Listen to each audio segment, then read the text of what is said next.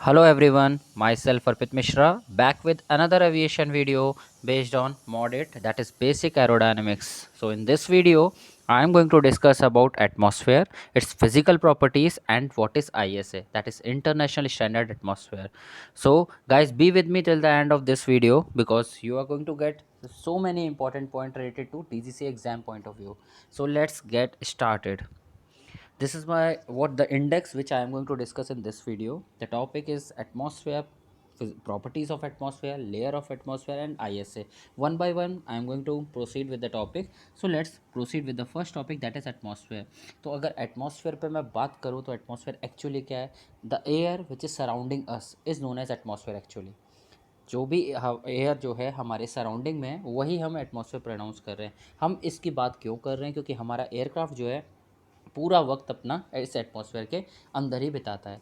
तो जो भी जो प्रॉपर्टीज़ हैं लाइक प्रेशर, टेम्परेचर, डेंसिटी, वो इस एयरक्राफ्ट को कैसे अफेक्ट करते हैं जैसे जैसे हाइट बढ़ती है, वो सब कुछ हम इस टॉपिक के अंदर देखने वाले हैं. तो यहाँ पे जैसे थर्ड टॉपिक आपको दिख रहा है लेयर ऑफ एटमॉस्फेयर, तो इसके अंदर हम लोग बात करेंगे लाइक ट्रोपोस्फेयर है, स्ट्रेटोस्फेयर है, मेसोस्फेयर है, थर्मोस्फेयर है, एग्जोस्फेयर है. But actually we are going to deal with only troposphere and stratosphere. और देन ISA जो लास्ट टॉपिक आपको दिख रहा है, इंटरनेशनल स्टैंडर्ड एटमॉस्फेयर. इसके अंदर हम लोग देखेंगे कि किस तरीके से एक चार्ट बनाया गया है जिसमें आपको physical properties that is pressure, temperature and density, इन तीनों की वैल्यू स्पेसिफाइड है एक पर्टिकुलर एल्टीट्यूड पे. तो देखते हैं वन बाय वन सारे टॉपिक. तो पहले फिजिकल प्रॉपर्टी ऑफ एटमॉस्फेयर. जैसे मैंने आपको एटमॉस्फेयर का पहले ही बता दिया, एटमॉस्फेयर क्या है? जो एयर अपने अराउंड है, जो एयर सराउंडिंग में है हमारे, वही एक एटमॉस्फेयर है. उसका कंपोजिशन भी मैं अभी आपको दे दूंगा आगे. जैसे नाइट्रोजन का प्रोपोर्शन 78% है, ऑक्सीजन है कुछ अप्रॉक्सीमेटली 21% एंड अदर गैसेस को सम 1% अप्रॉक्सीमेटली दिया गया है. तो इसका एग्जैक्टली डाटा भी मैं आपको इस अपकमिंग स्लाइड्स में डिलीवर करूँगा. पहले बात करते हैं अब इसमें फिजिकल प्रॉपर्टी ऑफ एटमॉस्फेयर में क्या क्या आएगा. तो जब आपसे फिजिकल, देखिए ये भी एक क्वेश्चन बनता है हमारे एग्जाम के अंदर, फिजिकल प्रॉपर्टी ऑफ एटमॉस्फेयर में क्या क्या कंसीडर किया जाता है. तो guys, physical property of atmosphere में जब आप कंसीडर करते हो तो वो प्रेशर, टेम्परेचर, डेंसिटी और ह्यूमिडिटी तीनों, और सॉरी चारों के चारों आते हैं. बट यही चीज़ जब मैं ISA में बात करूँगा, इंटरनेशनल स्टैंडर्ड एटमॉस्फेयर में, वहाँ पे सिर्फ तीन प्रॉपर्टी की बात होती है, वो है प्रेशर, टेम्परेचर एंड डेंसिटी. अब देखते हैं वन बाय वन इनका इफेक्ट एल्टीट्यूड के रेस्पेक्ट में कैसा है. So now pressure reduces with increasing altitude. आप ये कर्व देखिए, इस कर्व में आपको इजीली नज़र आएगा किस तरीके से. Just let me show. Okay, तो यहाँ देखिए इस कर्व के अंदर आप देखिए, ये हमारा जो देखा रखा है ये एल्टीट्यूड है, ठीक है. And here you can see pressure in PSI, ठीक है, पाउंड पर स्क्वायर इंच. ये जो आपको यूनिट दिख रही है PSI, एक DGCA में क्वेश्चन ये भी बनता है PSI का फुल फॉर्म क्या है. तो पाउंड पर स्क्वायर इंच, ये आपको याद रखना है. तो आप देखिए pressure with respect to altitude कैसे रिड्यूस हो रहा है. इनिशियली सी लेवल में प्रेशर का वैल्यू 14 PSI है. फिर आप देखो जैसे ही एल्टीट्यूड बढ़ा, यानी कि ये सी लेवल से 20,000 पे आया, तो आप देख सकते हो इस समय प्रेशर की वैल्यू यहाँ पे रिड्यूस हो गई. 14 से ये सीधी 6 यानी कि 7 तक पहुँच गया. यहाँ पे अप्रॉक्सीमेटली 7 मान के चलो. और एल्टीट्यूड बढ़ा 40,000 पे, आप देखोगे तो अगेन जो वैल्यू है आपको रिड्यूस होती हुई दिखेगी. तो I can say pressure is the property which is reducing rapidly as compare to the temperature and density with respect to altitude. अगर इन तीनों प्रॉपर्टी में या चारों प्रॉपर्टी में बात की जाए तो प्रेशर बहुत रैपिडली रिड्यूस होता है comparable to the temperature and density with respect to altitude. ये आपको याद रखना है. बढ़ते हैं थोड़ा सा आगे. तो इसे मेज़र करने के लिए क्या है, बैरोमीटर इज़ एन इंस्ट्रूमेंट जो इस प्रेशर को मेज़र करके हमें प्रोवाइड करता है. कौन सी यूनिट में? वो इंचेस में अपने को प्रोवाइड करता है, inches of Hg, that is mercury. तो the point is atmospheric pressure is measured with an instrument called barometer composed of mercury in a tube that record atmospheric pressure in inches of mercury. आपको ये चीज़ याद रखनी है कि वो inches of mercury में देता है. फिर हम इसको कन्वर्ट कर लेते हैं. तो वैल्यूज़ भी हैं इसकी, वो भी वैल्यूज़ मैं आपको प्रोवाइड करता हूँ. You can see on the screen now. तो देखिए 1 atmosphere is equal to 14.7 PSI. दोस्तों ये DGCA का मतलब रिपीटेड क्वेश्चन है, किसी ना किसी सेशन में ये आपको दिख ही जाएगा, ठीक है. तो ये आपको याद रखना है 14.7 PSI. PSI का फुल फॉर्म भी आपको याद रखना है, पाउंड्स पर स्क्वायर इंच, ये इसका फुल फॉर्म है, ठीक है. 29.92 Hg, ठीक है, ये इंचेस ऑफ एच जी है, 29.92 inches of H ji. H G मतलब मरकरी की बात कर रहा है, ठीक है। देन 101.32 हेक्टा पास्कल, इसको आप स्किप भी कर सकते हो, याद रखना है, याद रखो हेक्टा पास्कल में अभी तक कोई ऐसा क्वेश्चन बना नहीं है, बट फिर भी अपने को पता होना चाहिए कि कौन कौन से यूनिट में हम लोग डिफाइन कर सकते हैं प्रेशर को। देन 101.3.2 मिली बार, ये भी आपके डीजीसीए में पूछा जाता है, लाइक दिस क्वेश्चन। ये दोनों वैल्यू पेपर में आपको दिखेंगी, मतलब जब भी आपके सेशन में कहीं ना कहीं आपको, जब पुराने पेपर्स में आपको ये दोनों वैल्यूज़ दिखेंगी ऑप्शन के अंदर। देन है लास्ट 760 ऑफ एच जी, ये भी वैल्यू कभी कभी पेपर के अंदर रहता है। तो ये एटमॉस्फेयर की, यानी कि 1 atmosphere is equal to 14.7 PSI, 101.3.2 millibar, 760 of H G, ये तीनों वैल्यू एटलीस्ट आपको याद रखनी है। और एक वैल्यू मैं बताता हूँ, 101.325 पास्कल। तो 1 पास्कल, इसकी भी यूनिट मैंने आगे एंड में दिखा रखी है, जो मेरी लास्ट स्लाइड होगी उसमें और भी मैंने सारी वैल्यूज़ लिख रखी हैं, वहाँ पे मैं आपको अपडेट करूँगा। जो 1 पास्कल है वो न्यूटन पर मीटर स्क्वायर के इक्वल होता है। नाउ ये है सबसे इम्पॉर्टेंट स्लाइड, ये आपको ध्यान रखना है।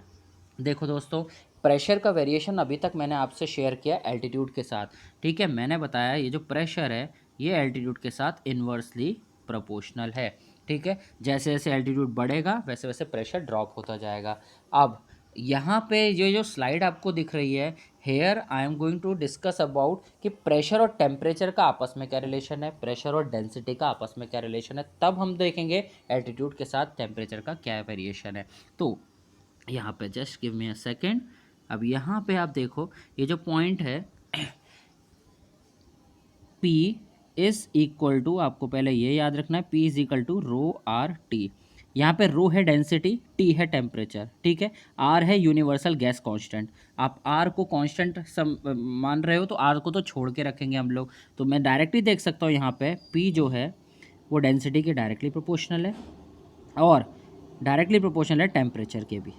प्रेशर जो है डेंसिटी के डायरेक्टली प्रोपोर्शनल है एंड प्रेशर टेम्परेचर के भी डायरेक्टली प्रोपोर्शनल है। कहने का मतलब है, अगर प्रेशर में थोड़ा भी चेंज आता है, यानी कि वो बढ़ता है, तो डेंसिटी भी बढ़ेगी, और प्रेशर अगर थोड़ा बढ़ता है तो टेम्परेचर भी बढ़ेगा।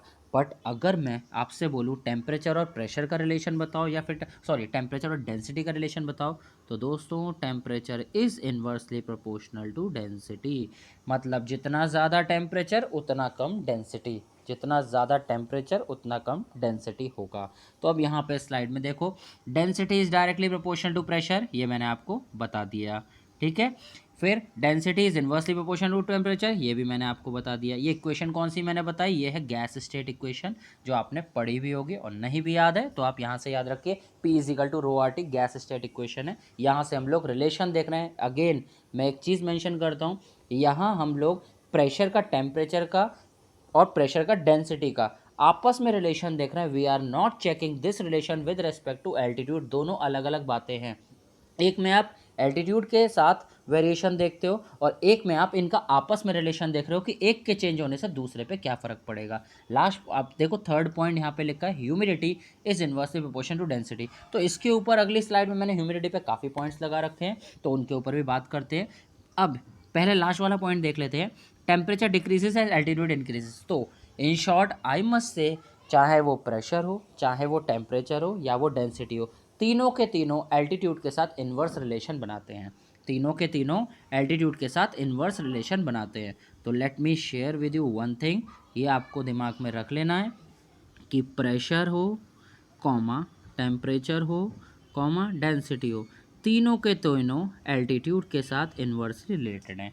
ये आपको ध्यान में रखना है। जैसे ही एल्टीट्यूड बढ़ेगा, एच यहाँ पे मैंने एल्टीट्यूड के लिए यूज़ किया है, तो जैसे जैसे एल्टीट्यूड बढ़ेगा वैसे प्रेशर, टेम्परेचर, डेंसिटी तीनों फॉल होंगे। ये एल्टीट्यूड के रेस्पेक्ट में, ना कि इनका आपस में रिलेशन है। ये मैं वापस से क्लियर करता हूँ।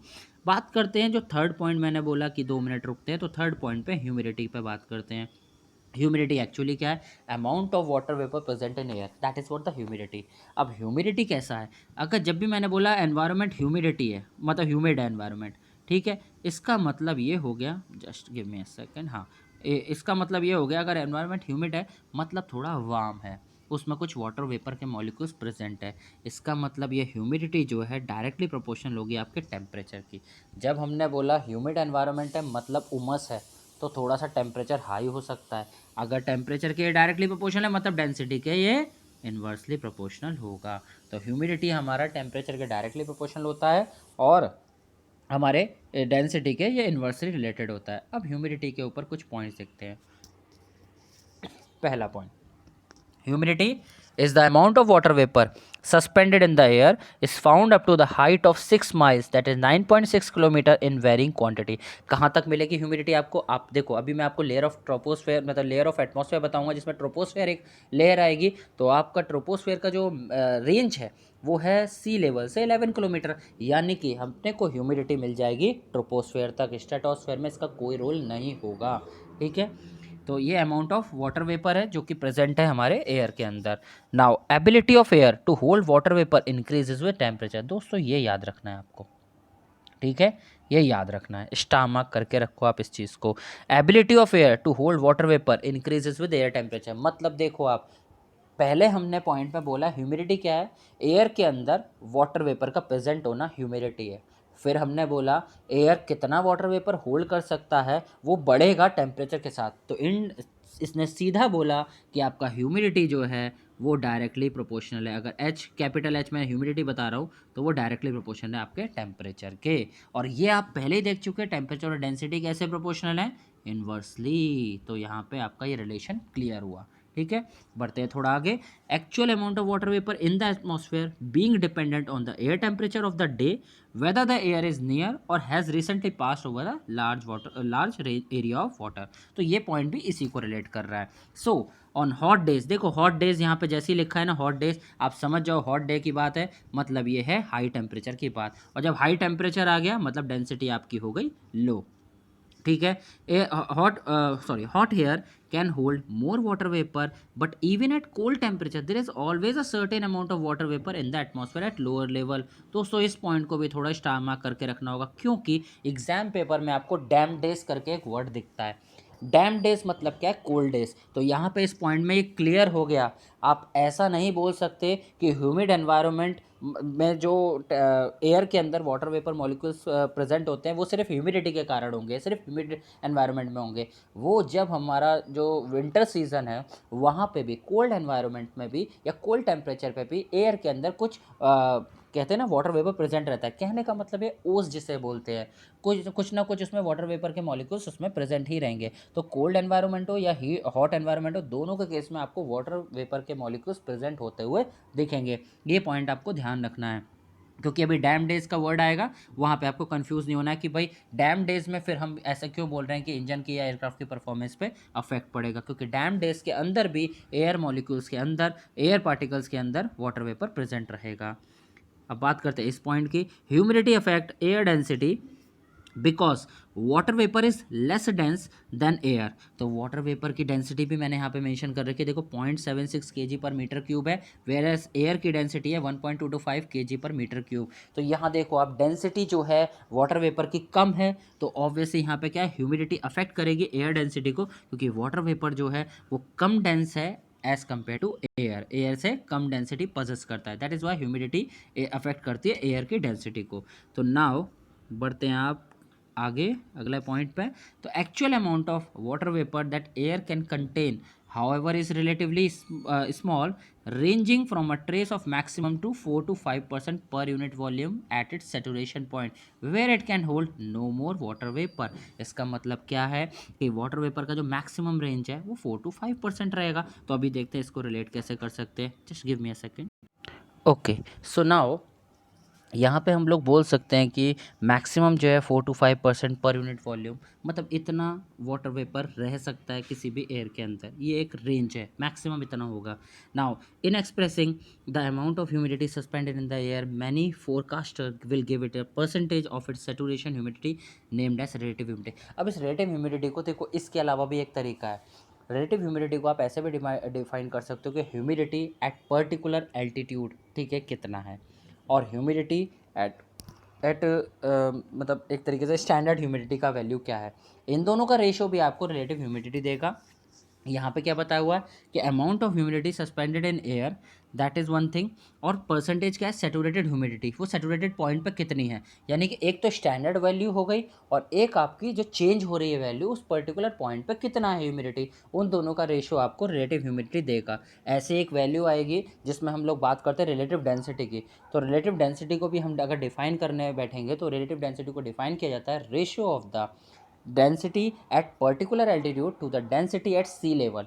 Density at particular altitude, imagine मैं अपने एयरक्राफ्ट को 11 किलोमीटर पर रखा हुआ हूँ, तो density at 11 kilometre to the density at sea level, ये रेशो जो मैंने बताया ये कहलाएगा रिलेटिव डेंसिटी। तो ऐसी रिलेटिव ह्यूमिडिटी को आप डिफाइन कर सकते हैं कि एक पर्टिकुलर पॉइंट पे कितना रिलेटिव मतलब जो ह्यूमिडिटी है वो कितना है और स्टैंडर्ड ह्यूमिडिटी का वैल्यू जो होता है वो कितना है, उन दोनों का रेशो आपको रिलेटिव ह्यूमिडिटी दे देगा। This is the ratio of actual amount of water vapour suspended in air to the amount of water vapor at which air become saturated at a certain temperature। तो ये हो गई, देखो एक तो standard हो गया कि सस्पेंडेड इन एयर एक्चुअल कितना है, और दूसरा क्या होगा, बिकम सैचुरेटेड कितने पे सैचुरेट हो जाता है, वो फाइनल वैल्यू क्या है। So if air given 100%, if air humidity is given at 100%, then it actually means that the air per unit volume contain approximately 4 से 5% of water vapor। तो ये आपको याद रखना है, if the air is given at 100%, if the air humidity is given at 100%, then actually means that the air per unit volume contains approximately 4 to 5% water vapor। पढ़ते हैं आगे थोड़ा सा। now air at high altitude is less dense then the air at low altitude. तो ये तो हमने पहले डिस्कस कर दिया। देखो हाई एल्टीट्यूड पे क्या है आपका, अब जैसे जैसे एल्टीट्यूड बढ़ रहा है, आप यहाँ पे पहले लिख लेते हैं हम लोग। देखो आपका एल्टीट्यूड के साथ अगर रिलेशन देखा जाए तो डेंसिटी का भी इन्वर्सली है, ठीक है, प्रेशर का भी इन्वर्सली है, ठीक है। फिलहाल ये डेंसिटी और टेम्परेचर पे ही बात करेंगे, तो हम लोग भी प्रेशर को हटा ही देते हैं। तो पहले सिर्फ ये एल्टीट्यूड है, एच जो है यहाँ पे मैंने एल्टीट्यूड यूज़ किया है। तो एट हायर एल्टीट्यूड मतलब एल्टीट्यूड आपका बढ़ाया है आपने हाई एल्टीट्यूड पे। एयर इज़, ये लिख रहा है air is less dense at high altitude, तो ऑब्वियसली डेंसिटी लो हो जाएगी। आप इस रिलेशन से समझ जाओगे ये सारी चीज़ें, तो आपको बस ये ध्यान में रखना है, ठीक है। तो पहला पॉइंट क्लियर हो गया हमें कि एल्टीट्यूड बढ़ रहा है तो डेंसिटी कम होगी, ठीक है। Then second point, a mass of hot air is less dense than mass of cool air. तो टेम्परेचर की बात करी, मास ऑफ हॉट एयर, इसने लिखा है मास of hot air. Hot air मतलब आपका टेम्परेचर हाई है, टेम्परेचर बढ़ा दो। और क्या बोल रहा है, इज़ लेस डेंस, तो टेम्परेचर का डेंसिटी से रिलेशन इन्वर्सली, तो ऑब्वियसली टेम्परेचर हाई है तो डेंसिटी लो होगी। तो ये पॉइंट भी क्लियर हो गया होगा आपको, आई होप। तो इस रिलेशन से आप ये भी देख सकते हो, मास ऑफ हॉट एयर मतलब ये बात कर रहा है हाई टेम्परेचर की, और हाई टेम्परेचर पे आपका डेंसिटी लो होगा as compare to the cool air, ठीक है। बढ़ते हैं थोड़ा अगले पॉइंट की तरफ, इसको थोड़ा हटा देता हूँ मैं। अगला पॉइंट है, change in density affect the aerodynamic performance of the aircraft with same horse power. यहाँ पे देखो हॉर्स पावर मतलब पिस्टन इंजन यानी कि लाइट एयरक्राफ्ट की बात कर रहा है यहाँ पे ये। तो जैसी डेंसिटी अफेक्ट होगी तो ऑब्वियसली एरोडायनेमिक परफॉर्मेंस अफेक्ट होगी। कैसे, इंजन को और ज़्यादा काम करना पड़ेगा एयर को डेंस बनाने के लिए, तो ये थोड़ा डिफिकल्ट हो जाएगा। तो इसमें क्या होगा, दो एयरक्राफ्ट है मान के चलो, दो एयरक्राफ्ट है और सेम एल्टीट्यूड पे हैं। अब ऐसा हुआ कि इस सेम एल्टीट्यूड पे क्या हुआ, इनका मतलब जो इंजन है वो तो सेम ही पावर है लेकिन डेंसिटी पे इफेक्ट हुआ। तो एक मान लो जो एयरक्राफ्ट है उसने थोड़ा एल्टीट्यूड गेन किया, दो एयरक्राफ्ट थे पहले सेम एल्टीट्यूड पे थे, अब एक ने जब एल्टीट्यूड गेन किया तो डेंसिटी और कम हो गई। जब डेंसिटी और कम हो गई तो इस जो ऊपर गया एयरक्राफ्ट उसको मोर वर्क करना पड़ेगा, उसके इंजन को एयर को और डेंस बनाना पड़ेगा। तो क्या होगा, भले ही इंजन का पावर सेम हो दोनों का, जैसे ही एल्टीट्यूड चेंज हो रहा है उसकी वजह से डेंसिटी चेंज हो रही है, तो इंजन को और ज़्यादा काम करना पड़ेगा। तो इंजन को अगर ज़्यादा काम करना पड़ा तो ऑब्वियसली हमारा परफॉर्मेंस जो है, पावर आउटपुट जो है वो थोड़ा अफेक्ट होकर दिखेगा। Next point, an aircraft can fly faster at higher altitude where the air density is low than at the low density where the density is greater, low altitude where the density is greater, this is because the air offer less resistance। देखो इस point को सीधा अपन ऐसे समझते हैं, let me clear this. अब देखो इस पॉइंट को देखो कैसे समझना है, ये वाला पॉइंट बोलता है आपको हाई एल्टीट्यूड पे एच ज़्यादा है, ठीक है। तो ये तो अपने को क्लियर है, एच ज़्यादा है मतलब डेंसिटी, एच मतलब एल्टीट्यूड की बात कर रहा हूँ, एल्टीट्यूड बढ़ गया है मतलब डेंसिटी कम हो गई होगी। तो अपने को एक बात याद रखनी, ड्रैग जो है वो डेंसिटी के डायरेक्टली प्रोपोर्शनल होता है दोस्तों, ड्रैग डेंसिटी के डायरेक्टली प्रोपोर्शनल होता है। हमने बोला हाई एल्टीट्यूड पे डेंसिटी लो है, अगर डेंसिटी लो है तो दोस्तों ड्रैग कैसा है, लो है, ठीक है। ड्रैग क्योंकि डेंसिटी के डायरेक्टली, ड्रैग क्या है, ड्रैग वो फोर्स है जो एयरक्राफ्ट को आगे बढ़ने से रोकता है, ड्रैग वो फोर्स है जो एयरक्राफ्ट को आगे बढ़ने से रोकता है। तो अब यहाँ पे क्या केस बना, यहाँ पे ये बना केस कि अगर ड्रैग जो है इतना, मतलब ये डेंसिटी जो है इतनी कम हो जाएगी तो ड्रैग भी कम होगा। अगर ड्रैग कम होगा तो एयरक्राफ्ट को आगे बढ़ने के लिए जो फोर्स चाहिए उसे कहते हैं थ्रस्ट, थ्रस्ट की रिक्वायरमेंट कम होगी। तो इस समय जो एयरक्राफ्ट, मान के चलो ये एक एयरक्राफ्ट बनाते हैं, मान के चलो ये आगे फोर्स है, जो फॉरवर्ड फोर्स है वो थ्रस्ट है, रियरवर्ड फोर्स है वो ड्रैग है। तो अगर ड्रैग कम चाहिए, मतलब ड्रैग कम हो रहा है डेंसिटी कम होने की वजह से हाई एल्टीट्यूड पे, तो इसकी रिक्वायरमेंट भी कम होगी। जब इसकी रिक्वायरमेंट कम होगी दोस्तों तो फ्यूल कंजम्पशन कम होगा, फ्यूल कंजम्पशन भी कम होगा, इसका मतलब है आपको क्या होगा, आगे बढ़ने के लिए आपको फ्यूल कंजम्पशन कम होगा, इकोनॉमिक फ्लाइट मिलेगी। इसीलिए जो अपने जो एयरक्राफ्ट होते हैं, जो कमर्शियल एयरक्राफ्ट होते हैं, वो हाई एल्टीट्यूड पर फ्लाई करना प्रेफर करते हैं क्योंकि it is economical. Okay guys, तो guys this much from my side in this video. अगले वीडियो में मैं इसी टॉपिक को और फर्दर करूँगा क्योंकि एक ही में ये सारा शेयर करना थोड़ा एक्सटेंड हो जाएगा। तो मैं अगले वीडियो में आपको जो भी लेयर ऑफ एटमॉस्फेयर है उसके ऊपर बात करूँगा। Thank you.